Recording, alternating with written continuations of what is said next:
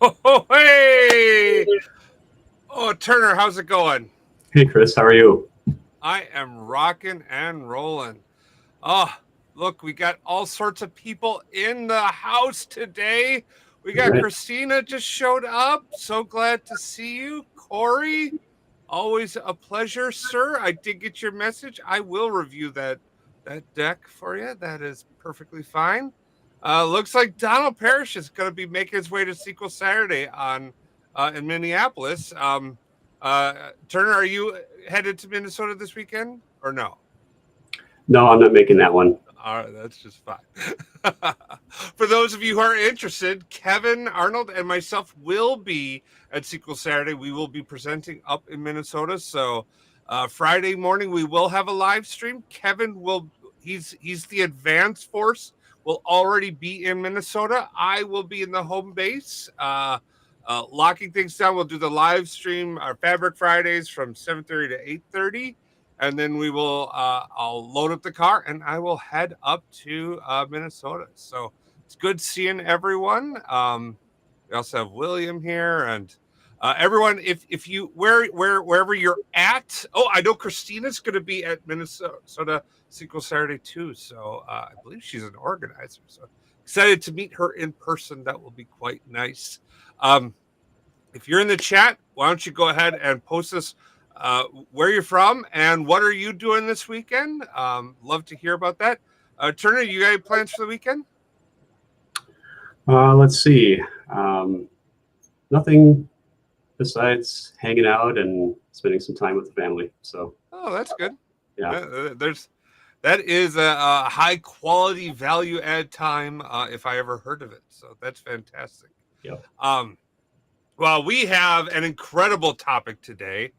This is something that I think, frankly, I'm super excited to get into. Um, uh, this is, we just saw a blog get published on this. Microsoft just published a blog about how you create a metadata-driven pipeline. I guarantee you, though, we've had this has been booked a long time ahead of this. So we'll share you this blog is for some documentation, sort of referencing. But this isn't just some crazy thing that Turner thought of over a weekend, right? Yeah. Maybe a little bit. Well, a little bit. All right, all right. But that's absolutely wonderful. Before we get into any of that, though, Turner, why don't you go ahead and introduce yourself to my audience? Because I'm sure some of them may not know you. I know you're a very popular guy, but some people might not know you. Yeah, for sure. So my name's Turner Kunkel. Professionally, I'm a senior architect at Baker Tilly. I work here with Chris quite a bit on really cool projects like working with Fabric and understanding a lot of really challenging data-based issues with our clients and customers. So yeah, I've been working at Baker Tilly for about 6 years. And let's see, some other things about myself. Speaking of PASS, I used to be the president of the PASS group at Appleton before COVID took its toll and that got shut down a little bit, even though I know Redgate kind of brought it back. So that was really fun for a few years. So, I've been in the presentation space. We had a YouTube channel, but this is my first live YouTube presentation, which is fun. And yeah, that's kind of my professional life in a nutshell. Oh, that's fantastic. Now, that's your professional life. What I really like to also hit on in these conversations is what is the journey that young Turner went from, like want to be a firefighter or a superhero or I don't know, a dishwasher at 5 years old, whatever big ideas you thought of. How did you go from that idea as a child into what you're doing now? Yeah, that's a good one. So my big thing when I was really young was I wanted to be a vet. I really liked going to the vet with our animals. We always had dogs and cats or what have you. And I thought it would be great to be an animal doctor. So quite different than what I ended up doing. When I was around 11 or 12, we had a family friend who was like obsessed with the new technology of everything. Like he had the new Norelco shaver, right? He had laser discs back then. I remember Oh watching. my. Yeah, if you remember the movie The Langoliers from the Stephen King Oh novel. yeah. Yeah. Yeah, Yeah. like the stuff's eating the past. I think it's a terrible movie, but I like it, you know. But we watched that on Laserdisc because he had those. But he had a Because PC. he had those. Yeah, yeah. I thought they were great. They're giant, you know, DVD Sure. discs basically. But yeah, he had a PC and he had some CD games on it, like Myst and The Seventh Guest, and I think Phantasmagoria, like those old kind of horror type mystery games. And Sure. I was fascinated with them. I might have been a little too young to play them, but they were really fun. So that got me started on video games, which I still play. So I give him credit for that, and he also got me into computing. Um, Okay. so we ended up buying a computer by a company that doesn't exist anymore, Packard Bell, if you remember them. Oh yeah. Compaq was my first computer, and that doesn't exist anymore. So Oh yeah, Compaq was bought by HP or Packard Bell. Oh wait, no. Did Packard Bell become HP, or did HP buy Packard Bell? I don't know. I always I mix up HP with Packard Bell because it's Hewlett Packard. Yeah. Yeah. Yeah. So I don't know what happened, but Packard Bell Okay. isn't. I don't see the logo anymore. So Yeah. anyway, we had this Packard Bell tower, and played some games on it. You know, it was really good for homework and everything. So the computer was already fascinating. But then someone introduced me to the language of QBasic, if you remember that What programming language? language. QBasic. QBasic. Oh Yeah, no. What?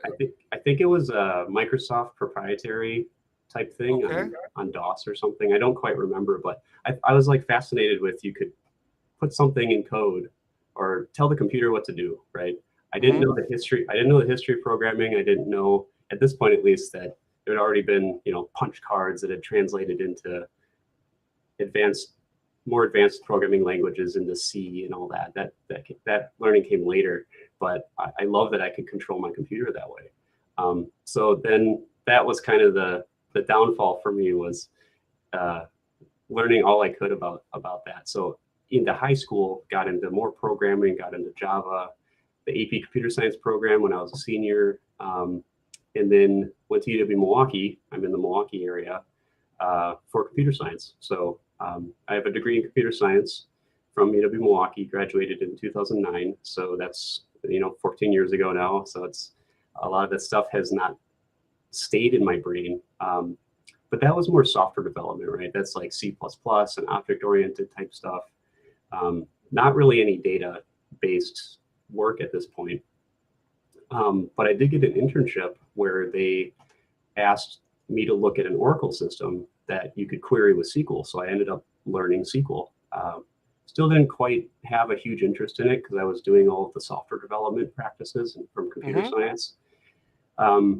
So I graduated and got a job out of college to do some software development as like a third tier help desk type position. Sure. And I thought I knew everything. Like you graduate from college, you're like I have this nice job and I know everything. Well, I knew Right. nothing. Right. I wasn't good. I wasn't very good at it. I didn't know how to give that value to the business. Right. Mhm. So did that for a few years, and then they had, unfortunately or fortunately, it's kind of a blessing in disguise. I'd say a round of layoffs, and that was over. So I was out of a job, and I had to do something. So I found a data entry type, read the documentation, do the steps type job for a pay cut at a dental insurance company of all things. And so I was doing that for a while, and then you talk to your coworkers and they go, "Oh, you can program?" And I said, "Yeah." And they go, "Well, we need some help. Do you know what SSIS is?" And I said, "No." So someone taught me SSIS, and I remember that clicking. Like it, I didn't really know what it was doing because I'm used to the different approach to programming. But that finally clicked. This ETL tool was moving data, transforming it in batches in this transactional format, and oh man, this is so cool. And you can you can manipulate your data models this way. This is really cool. Like it just hit something in me that's like I have this new interest. So that's how I got into the data space, is that SSIS training at that job. And then, yeah, I left that to go to a full-time SSIS position. And then at the time, Talavant picked me up as a consultant, and I got to expand my knowledge from SSIS and SQL to Azure Data Factory and Databricks and Snowflake. I have a couple certifications in Snowflake.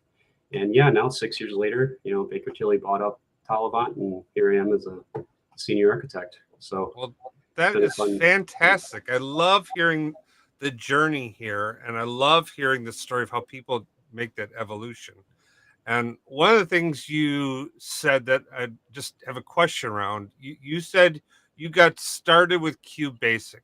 What was getting started like for you? Like, what was that? What did someone come in and show you it? Did you just find it? How did you get into working with QBasic? So that same person who was obsessed with kind of the new technology, I had a problem at school. We were trying to do some really large math thing, and he's like, "Let me see if we can solve this with the computer." Being the cutting edge type obsession type person he is, and he showed me how to code some things in it and do some math. And I was like, I can't believe you can do this, right? Although I took that, I was young, so I was like, oh, I can also make my computer beep and like flash colors and stuff. That's great, So someone showed me it. Yeah. Okay. All right. And you just, and it was a friend, right? Like you were, what you said, 14 or? Yeah, 12, 13, 14. Okay. Yeah. Yeah. So, and you had no prior knowledge or education, right? Is that correct? Correct. Yep. Yeah. Okay. So I think the point is, if you happen to be watching this live stream and you know someone who's struggling to find a job or like looking for a new path, like what you've outlined is something that, I mean, it didn't take a PhD or someone to come in to like lead you along. It was someone kind of pointed you in the direction, and you found a passion for it, and you just went for it. I think that's so cool, Turner. Yeah, absolutely. I know this stuff can be intimidating, but coming from that space, and I know I've had a lot of experience, but even if you're just breaking into it, I think it's very accessible. Don't let it scare you. I agree with you. Yeah. Yep. Oh, that is awesome. And I know there's lots of people out there struggling with work and, being out of work and looking at possibly shifting jobs. Anyone looking to get into this field, tons of space and tons of activity. And you kind of mentioned SSIS and doing a lot inside of a data factory and in Snowflake. Would you consider yourself more of a data engineer that works with pipelines, or more of you work with like analytical models and the front end for reports? Not saying you can't do both, but is there one area you spend more time in? I do spend more time in the back end, which would be the data engineering. So finding those patterns that data can move through and transform through. But I also, with that, before it gets to the visualization stage, you still have to take that and curate it into a model that like the business can use, like a star schema or something. Sure. So I do have training, because that's really, I think, valuable to understand for data engineering, where it's going. Not necessarily the visualizations or maybe even the data science after that, but curating it for a model at the end of your pipelines. I think that's important. So that actually came in as just as important as understanding the backend movement patterns is, these like Kimball dimensional modeling. And maybe if you're building for an application, you have third normal form, those kind of standard modeling techniques do come into play. So, which has been really fun to learn. And there's a lot there. But yeah, I'd say more so the data engineering with an understanding of data modeling to help that. I think that's absolutely fantastic. And for any of the data engineers that might be out there tuning into this live stream, I can't express how important it is to take a look at what people are going to do with the data, like Turner has outlined here, because just loading and putting data into places is nice, but we would really want to look at that end state and make sure that it's being consumable and usable. So with that, though, we've been chatting for quite a bit, and Turner, I'm a big fan of yours. I could talk to you for hours, but we have a whole group of people that have tuned in, and we want to get into it. This is a lunch and learn, so if everyone wants to go ahead, grab your beverage. We'll do the communal sip here in a second. So grab your Coke, your coffee, your beer or tea, or even heck, grab a slice of pizza and take a bite as we take a sip. But we're going to do this all together before we kick off. So just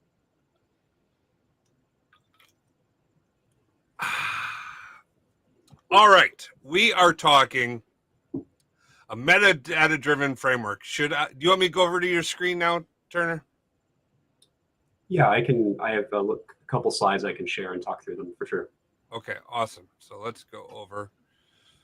Let's explain to the audience what the heck is a metadata-driven pipeline. Sure. So metadata-driven framework would be something to, in data engineering, orchestrate how your data is moving around, right? I would also add, and I'll get into this in a second, logging what you're doing. Metadata spans beyond just orchestrating stuff. You want to have an audit trail, and you also want to try to control what types of data is coming into your platform. So with metadata, it's really extensible to handle all of those things. So showing that something is metadata driven is saying I kind of have this control center over my pipelines. So in a nutshell, that's what that is. Okay, I think that makes good sense, because then, okay, let's keep going. Yeah. Okay.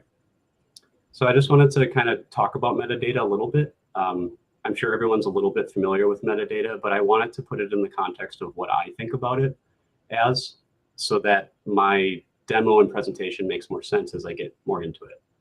Sure. So what is it? It's data about data about data. You can keep going, right? So I put it in three main categories, and Chris, maybe you have some comments here, but the first thing I say is, what about the data?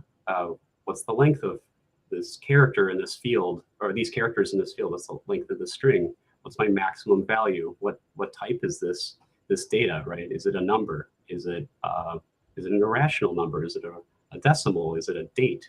All those types of things. That's metadata, and I think that's what people usually think about metadata when they look at a table in a SQL server or something, and they look at like if you're querying your information schema or something, it's going to tell you some stuff about your data, and that's what I'm talking about here. To expand upon that, I wanted to say also, I would consider your metadata your relationships, your metadata, your model, right? Like, how does your data relate to itself? And this kind of gets into data governance, but actually this all wraps into data governance if you think about it. But like a business owner or a subject matter expert on who knows about that data, right? Because the data is there, but is it something someone knows about? Is it even valuable to this part of the business? So I'd say that's part of what about the data, right, is that piece of metadata. And then kind of going into the auditing piece that I mentioned before, what happened when we processed our data? How long did it take to move from A to B or C or D? How much of the data was moved around, right? And then did our processes succeed or fail? And why, right? It can help us with troubleshooting, which just coming from in the weeds data engineering, when you have something that tells you what happened and what the error message is, it's not always clear, but it's really, really nice to at least get that notification and saying like, oh, something's wrong. We have to go fix it, right? Which it could be anything from someone deployed some code and now it doesn't run the pipeline anymore, or you're trying to retrieve data from a server that, the network went down. There's not much you can do about it, but at least you know what's happening. So that's part of, I think, that second kind of grouping of metadata is what happened processing. And then the third one is more going into the actual orchestration framework is how do we process the data? What are we bringing in? What are we ingesting? And what transformations are we running? And kind of where things are landing, right? So in the demo I'm going to go through, we have a source system, and we're going to bring the tables that we want into kind of a staging area, and then we're going to fashion it into dimensions and facts. And we have a couple metadata tables that orchestrates all of that. and it tells it how to process that data from left to right. So that's kind of my 3 buckets of metadata.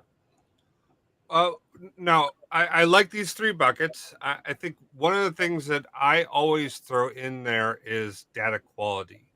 Would you fit data quality into one of these buckets, or would this be a separate bucket in your mind, Turner?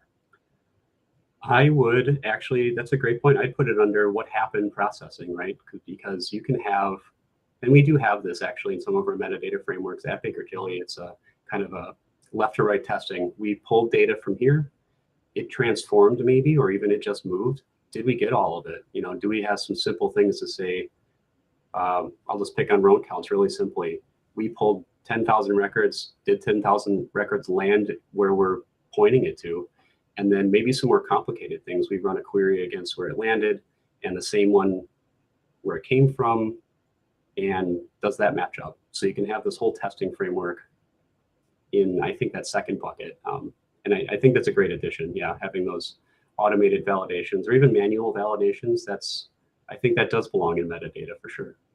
Yeah, I've been a fan of 3 levels of data validation. I really like oh, what just happened there? I really like inline validation. So this is data validation that would actually stop or alert people on a process if it identifies an issue. So, for example, the record counts don't match, you stop that process, or maybe you do a retry 3 times, and then you notify someone that something occurred, or maybe you add in an additional like metadata-driven entered rule of there should always be 10 or more locations, right? Because you've got 20 locations. Um, unless something colossal happens and you're shutting your company down, there's always going to be at least 10, right? And colossal issues, like, okay, you can take care of that. Like, that's a different issue, right? But there's always going to be less than 1,000 locations, right? I kind of like those borders for like inline processing, just around data quality, so you don't get duplication or anything weird going on with your processes like that. Because that could pause or even just alert someone like, hey, should we have had over 1,000 locations? We had 20 last time. Is this a problem? And maybe it's not a problem. Maybe you purchased a large company or something like that. But then I also liked what you were saying, like that offline validation, because you don't necessarily want to stop the process for happening for doing that row level or field by field comparison that could take hours and hours. But you run that offline that could then come back and trigger a rerun or a rollback on the data that's inside your system. So I really like that. And I think I kind of like what you said, the ad hoc validation. I like that as well. Like, okay, hey, what other tests might, that we don't necessarily want it to be inline.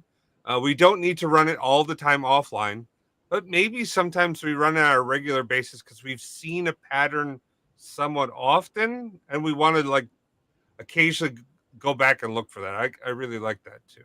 That's a good call. Yeah, those are great. That's a great breakdown, I think, and it just makes me think about one of this larger project we've been involved in, and we did all of that, which is great. We had the inline manual, and then kind of the week to week running a test to make sure the data integrity is still there. And it's really great, I think, in Fabric that you can run these validations in notebooks, right? Because these notebooks you can run can host a bunch of code. So if you send some code to it and it can spit out some analysis for you, and you can do validations that way. I think that's great. So I think with Fabric, it really enables you to push some of the validation and governance around that at your, on an enterprise level. So yeah, great points.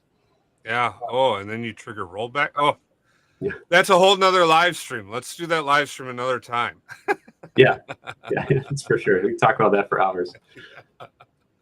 Awesome. All right. So I think we got a good grip on what is metadata. That makes sense. Okay, agreed. So why do we care about it though? I wanted to kind of touch on that. If you didn't already glean some of these things from what we were talking about. You understand your data structure, you know where things are coming from. Some tools that help you with metadata can give you some auto documentation, and even just having metadata itself can give you a way to document. So for example, with auditing information, say you create a Power BI report that pulls directly from your metadata, and it shows you this report of how many things are failing by percentage, right? How long are things taking? So you can document things that way. Some tools even allow you to see lineage, right? Just because it's using metadata. I know, like, for example, there's some new tools coming out from these big providers like Databricks where they show you, okay, you're running from this table and there's a line to this next one and you're processing these 3 other tables and there's these dependencies, and that's all metadata driven. So that auto documentation, I think, is wonderful. Also with ERDs, right, entity relationship diagrams, if you have foreign keys and primary keys kind of linking to each other, and you can have that kind of metadata telling you how your data is structured. So I think that's great. So you don't have to piece that all together yourself. Audit trails, just seeing what happened, bottlenecks, troubleshooting, kind of talking about it. And so then one thing just around bottlenecks and troubleshooting, the reason I absolutely love a metadata-driven framework is because you will track all of this information in metadata, and then you can report on that metadata and take actions based upon what's in that report. So the big one I'm thinking of here when you say bottlenecks and troubleshooting is, okay, I have a table and I load it every day and it takes 30 seconds to a minute to load, no problem. And then all of a sudden that 30 seconds to a minute becomes 2 minutes, 10 minutes, an hour. If you have proper bottlenecking and trouble, like monitoring on top of this, you can alert yourself to know about things that are slowing down before users and before other people come back to you, right? Right. Absolutely. Going back to that validation framework that we could again talk about for a long time, you could have kind of a threshold of the amount of time something takes, and if it breaks that, send an alert and say this has gone beyond what the average is. Maybe there's something wrong. Maybe your code or your data exploded in the background, and there's some strange Cartesian product, right, that is making things slow down. So yeah, absolutely. Oh, that's an excellent point, because it could be the source, right? You may still be pulling in 100 billion records, right?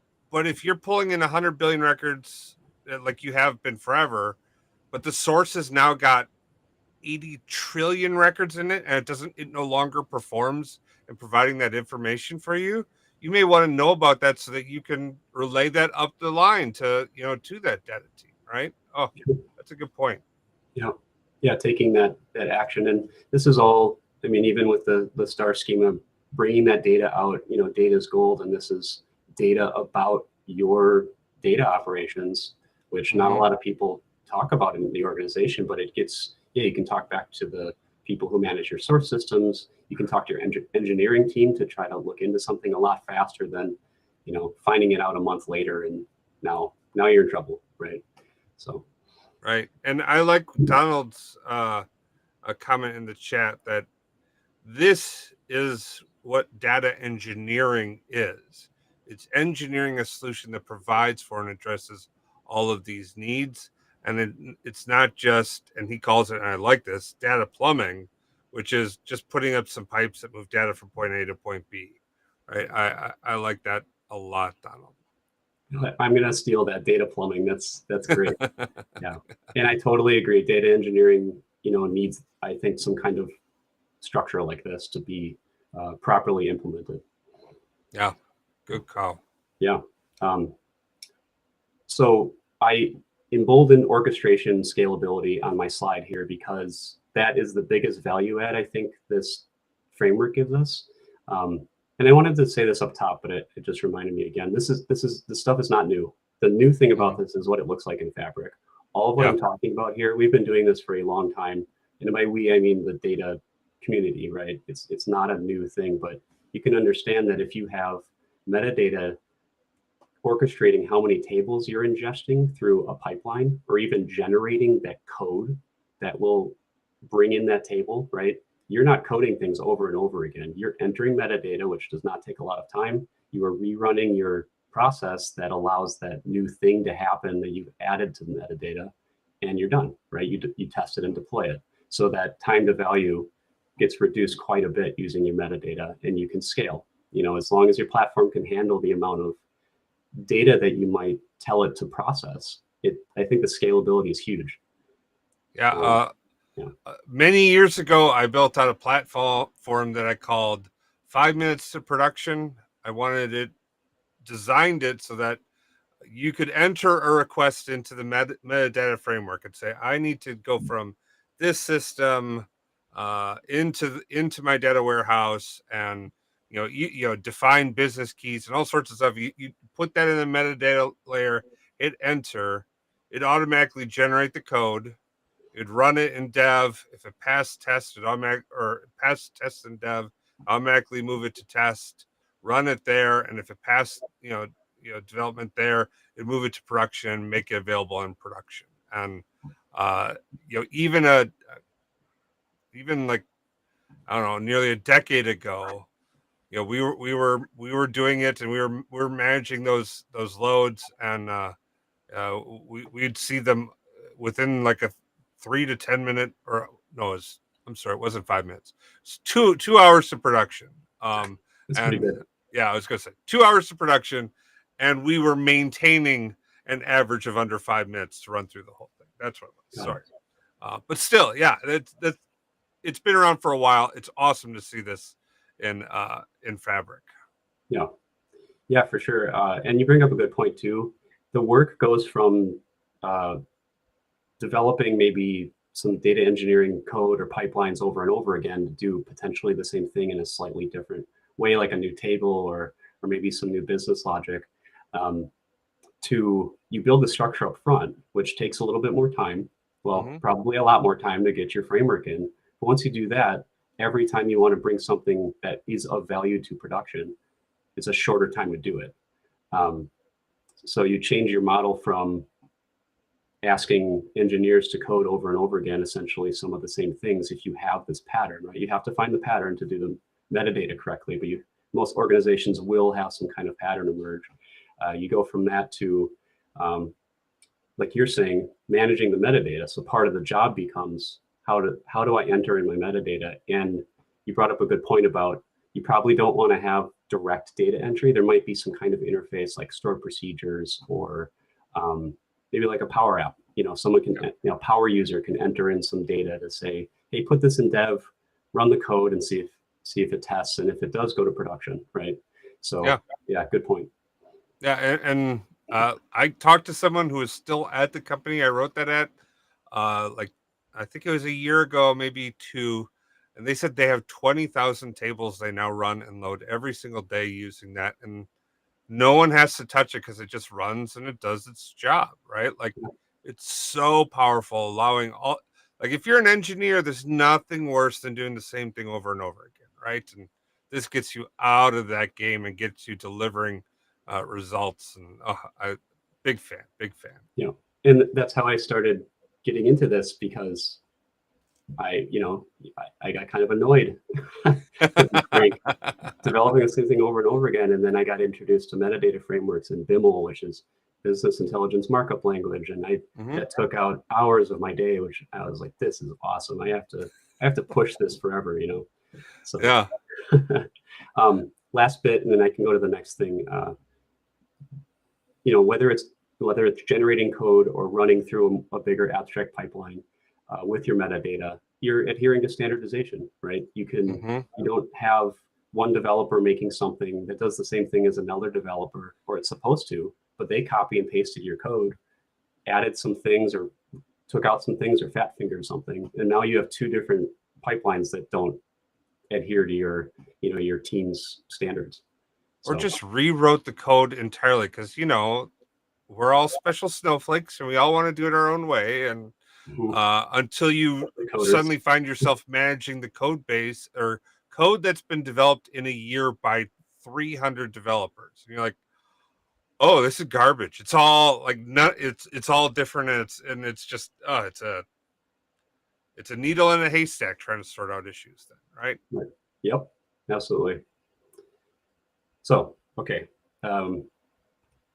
From there, like, how does it relate to Fabric? Like, we've been talking about these kind of age-old topics and how it helps, and like you said, we can keep talking about it for hours. But what does it look like in Fabric, and specifically what I did with it? Some of it comes from some best practices from the article that Chris, you mentioned from Microsoft that came out as I was kind of developing this demo, which was kind of funny. But we were very much in line with what Microsoft kind of put out, so that was good to see. And so, but I played with it a little bit. So mine's a little different in terms of flavoring, but it just shows how you can do this in several different ways and still make it work within Fabric. So while it's like other data processes, specifically, I'm going to use Fabric Data Factory, which is their version of Azure Data Factory or Synapse pipelines, if you ever use those. Then I'm going to run some Fabric notebooks that have some standardized and some business logic in them.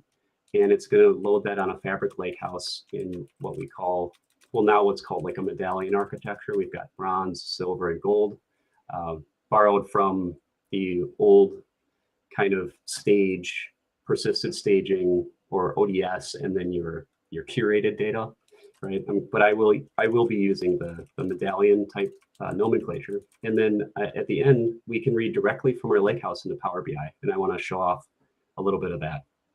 So, all right, let's get to it. Let's get some actual code going here.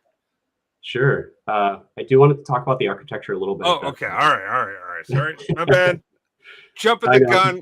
It's like I've never seen this presentation before. The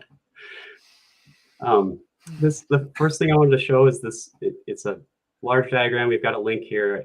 Chris, I think you said you're going to put it up for everybody, so we don't have to go through all of this because it's involved. But what this thing is doing is it's grabbing some source data from Wide World Importers, which is a sample data set from Microsoft. Came out a few years ago. I think it's a successor to what was it, Northwind? Yeah, and then Northwinds or AdventureWorks. Okay. AdventureWorks, and this is like the next kind of iteration of that. Okay. They're pulling that into a framework that copies specific tables that they want into a staging area, and you can see it's all talking to this metadata orchestration database, right? And then it's going to pull things into bronze, which is that first staging, and then it's going to pull things into a silver layer in the data warehouse, doing a little bit of cleanup and curation, and then it's going to move things into gold. And that allows our Power BI to connect to it. That's business relevant. Gold is like curated for usage, right? So you can put in Power BI, you can do data science on it, whatever you want to do, that's ready to go. So my architecture is very similar, but I made the diagram a little more simple. We've got our orchestration here with metadata, and our logging also going back to metadata, and this is our data movement. I'm pulling from Wide World Importers. I'm putting it in our the data lake as bronze. I'm processing it with some notebooks in silver. And one of the things I wanted to mention with silver, one of the approaches I'm seeing lately is if you have something that's very standard across your data, like date formats or some governance pieces that you want to put into all of your data, put that in your silver layer, right? So you don't have to continually add it to maybe your business logic for gold. Your data is put in your silver layer with your general governance rules. So that's something I wanted to note. I don't really have it in this demo, but it is something to pay attention to. It could be standardized in one notebook, which would be really nice. And then from the silver, we have some notebooks that hold business logic that create extracts from here and drop it into gold. This is kind of a general diagram. So I mentioned this can be for paginated reporting. This can be for data science, like I mentioned before, or in my case, I built a metadata example that governs the star schema, which would be dimensions and facts to go into Power BI. Okay, hey, we've got one question here. That metadata database, you had the illustration was SQL. Does it have to be Azure Pass SQL, or can you do it inside of Fabric? You're showing this inside of Fabric, right? Yeah, so I'll go back here. Mm-hmm. Actually, no, I will go back here. So in Fabric, you could have a metadata orchestration database in the Okay, data warehouse feature in Fabric. You could have it inside Fabric. gotcha. In my example, I'm actually going, let me go back here. I have a SQL server that's in Azure, and I used it because I already had it, Okay, right? but you But could do the same thing in Fabric, right? absolutely, yeah. Yeah. Okay, cool. You could even, in theory, you could build a metadata framework in your Lakehouse, right? It reads files or something and gets configurations from that. But that would be harder. Right. I think that would be harder to control. Okay.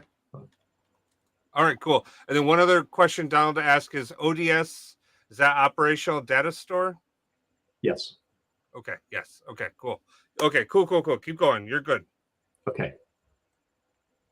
Okay. So without further ado, I will open up Fabric and we'll take a look. Awesome.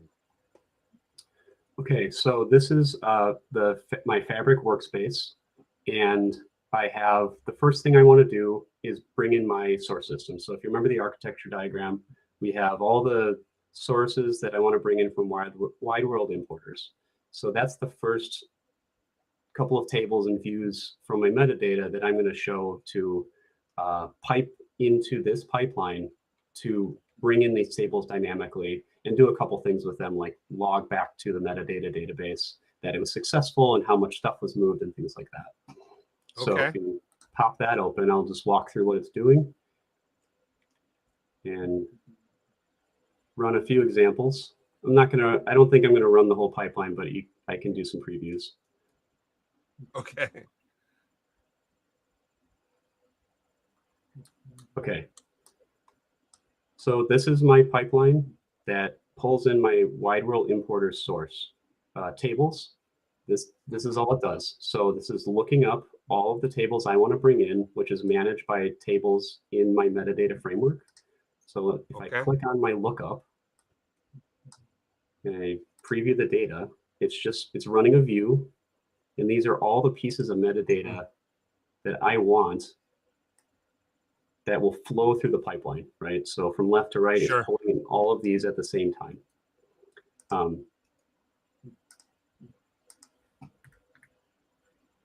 Well, this isn't closing for me. Let me refresh. Sorry about that. That's all right. The demo gods are happy to cause challenges, right? Right. In a public preview product as well. Right. Okay, we're back. So if you're not familiar with Fabric Factory or Azure Data Factory or Synapse Factory, or Synapse pipelines, I should say, this is a for each loop, but it's going to take all of those records and bring them over at the same time and then process them in the same way for everything that's in here, right, for each record that I bring in. So what I'm going to do for each one of those tables and the different metadata pieces of those tables here, I'm going to do all of these things. I'm going to copy over into my lakehouse in the bronze area. And then I'm going to run for each one of these tables, I'm going to run a standardized notebook that runs some code to take that raw data and give me the latest representation of the data in Silver and clean it up a little bit if I had some governance pieces. So that's in the lakehouse as well. If it fails, it's going to run a store procedure on my metadata SQL server to log the failure so I can see what happened. And you can see that this is pretty dynamic. It has the parameters from the store procedure. And for each record that I'm bringing in, each table that I'm running, it is running these dynamic pieces to log that failure. Oh, I like this. And then same thing, if my Silver processing fails, it will log that. And then I'm doing incremental loading. I didn't mention that yet, but when you build these larger processes with potentially large data, you probably want to have a batch of data. You don't want to bring in all of your data every time. So I do have watermarks. If you set them, you can bring in this framework, you can bring in everything in full if you want to, but you can set an option in the metadata to say, this is an incremental build. I only want, after the last invoice date every time I process. So I'm only bringing in a day's worth of invoices or something. And this will log the latest watermark once we process it in Silver, so that tomorrow it only gets from the last time we ran that much data to add to this platform. Oh, I love that. How do you set that right in there? That's that filter context there? Yeah, so in the Silver Notebook, it will take in the field that will govern the watermark and get the maximum value of it, and then sends it over to this if statement that says, if in my metadata, there's a watermark applied to my table, update the watermark in the metadata so that the next time it runs, it will say,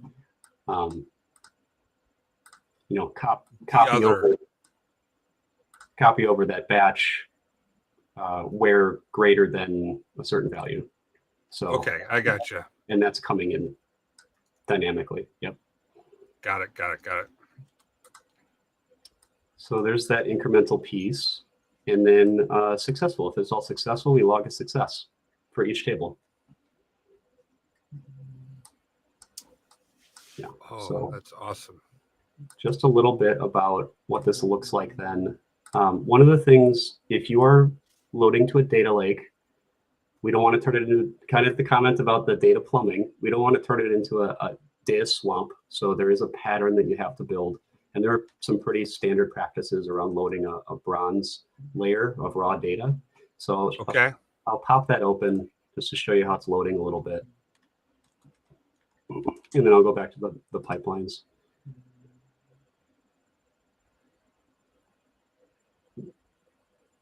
So I'm going to close that up. So in bronze, we have the different schemas that I'm bringing in from the source. I think if you were to expand this beyond wide world importers, you might want to break this up by source system, right? Okay. And then in Silver, you might want to combine things a little more. But every time I ran this, which was just a couple times in the last couple weeks, we have the different tables we're bringing in. And then if we look at that, I have it auto archiving saying, this is the batch of data from that day, and it's a Parquet file. So down the road, Spark with the notebooks I wrote, it really likes working with Parquet. So I chose the Parquet format to drop these in. So over time, your bronze layer is going to show you every single batch of things that you dropped in. And that's why I think the data lake in Lakehouse is really nice, because it's storing in these files. It's fast, pretty cheap to store, things like that. And it gives you a good history. And you're not loading all these tables into your Lakehouse, are you? Or is your Silver and bronze layer in your Lakehouse for access, or is it just in your OneDrive here? It is in my Lakehouse. Yes. Okay. This is all in the Lakehouse. So the bronze raw data. I apologize. Are you defining the tables? Like, are you syncing it into the tables there? The tables that are brought in are put in bronze in the Lakehouse first, and then there's a Silver version of them. Okay. Here. So these are Delta tables. So from there, it is curating into the Lakehouse tables as the gold layer. So everything's in the Lakehouse. I gotcha. But gold is in the tables, correct? Correct. Yeah. Okay. And that's so I could surface that up to Power BI. Yep. Yeah, definitely the gold is definitely in tables. I just was seeing some people put bronze and silver in tables too for operational reporting. I didn't know if you had an opinion on that. I think that's great. My goal here was to show the star schema, right? The gold star schema, but I think that's absolutely valid to surface if like we were talking about before for business value, if you have a need to go back into maybe your ODS or your Silver layer and expose that for the business for some operational paginated reporting, I think that's absolutely valid. I would be careful though not to expose everything, and maybe have like a gold version of that, right? Right. Exposed in the tables, but I don't see why you couldn't do that if that was fine for your business. Yeah. Okay. Cool. I just wasn't 100% sure. Was tossing that out there to see what your take was on it. So cool. And you know, it's speaking of that, a lot of this is me playing with this a little bit, seeing what I can do. So I wanted to say, hey, can I take some files? Can I build out a kind of a lake house and then bubble those up to tables and see what that looks like, just to play with the technology a little bit. But Sure. yeah, all sorts of configurations I think are absolutely fine. Well, and I am not necessarily saying that your bronze and silver should be accessible through tables. I'm just calling that out as a strategy that I saw some people talking about. And I think we're way too new into the whole fabric space to say definitively thou must or thou should. So I'm just very interested in seeing this. I love that what you've done is expand those files again. Sure. Because to me, it's bronze in the folder structure is your the different applications that you'd have. So like your CRM, your other ODSs, your sales, systems, whatever it is, right? That's the raw layer. And then if we go to the silver, that's where I start to see like the breakup would be by either schema or more probable well it's schema or else by domain of expertise. So if I'm going to be defining and pulling in additional tables out there, there's going to be the content that I own and I define inside of here, and I build and manage.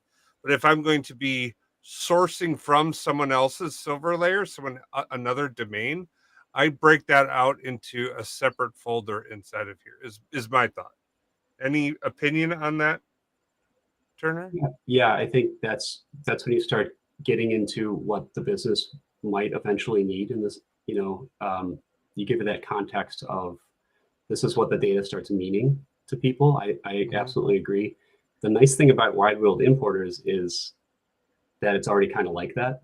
Yeah. And they clearly did that on purpose. It's a really, really nice data set. Like, it was so easy to do this because of the way wide world importers is structured. Now, in the real world, you're going to run into source systems like, oh, SAP is great, but I'm going to pick on its naming conventions and organization.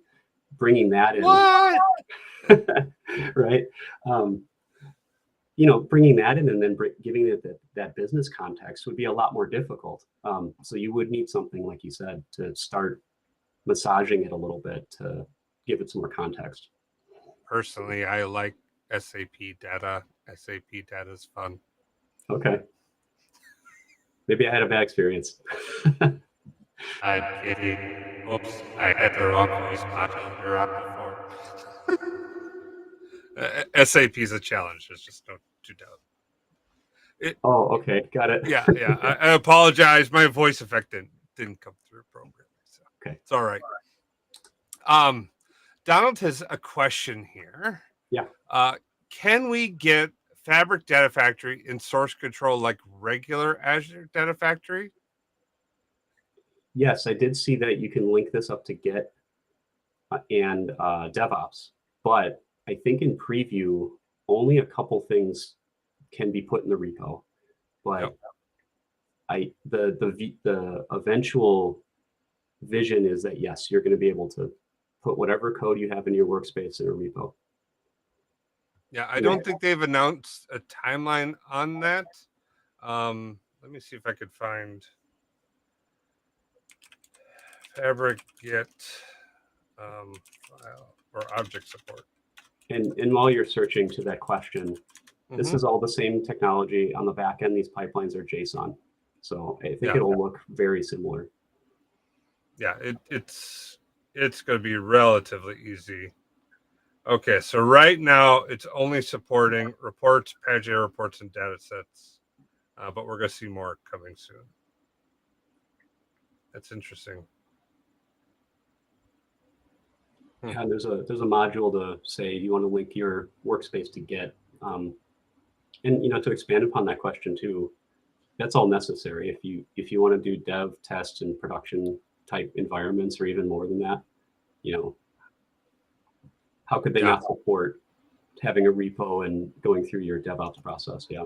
Right. Like that's definitively going to come. I have absolutely no doubt in my mind that that's going to be a thing. It's just, to me, the real question is how soon before it gets there. You know what I mean? Mm-hmm. Awesome. Well, I do understand and appreciate that you have a hard stop at this point, Turner.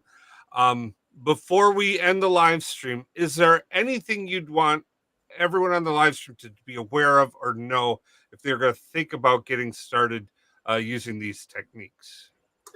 Yeah, really quick though, I wanted to Mm-hmm. go through Oh, the other yes, let's pieces. do it. Oh, Yeah, my so that apologies. Sorry. no, that's fine. I do have to. We have to let everyone go in a couple minutes, but um, that was the pipeline to bring in your sources into your silver layer. But how does it Mm-hmm. get to your gold layer? Uh, there is another pipeline that I'm calling star schema, which is managed by another set of metadata, and we're basically going to tell this thing, hey, look up our dimensions, process them, and then look up our facts and process those, right? And all of the dimensions and facts, they actually have their own logic that I put in some notebooks. So I'll give you an example. And I tell metadata which notebook to go after to run the logic, because there's not going to be anything, at least that I've seen, unless Chat GPT takes over everything, that's going to write your business logic for you. So you have to have these specific pieces of code. That's another thing that metadata enables you to do, is kind of focus on your business logic, right?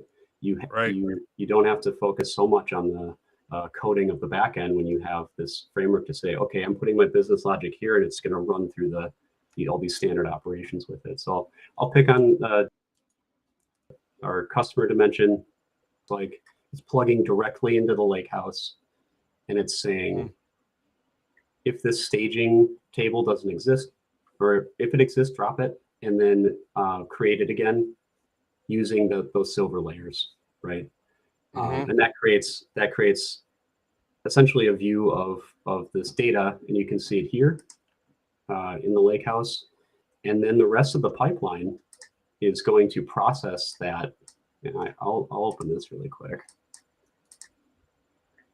And this is the same thing for the facts too. There's an additional piece in the fact to link up the fact to all the surrogate keys for the dimensions, but Sure. it's going to run through each one of the dimensions that you've defined in your metadata and process it with this notebook.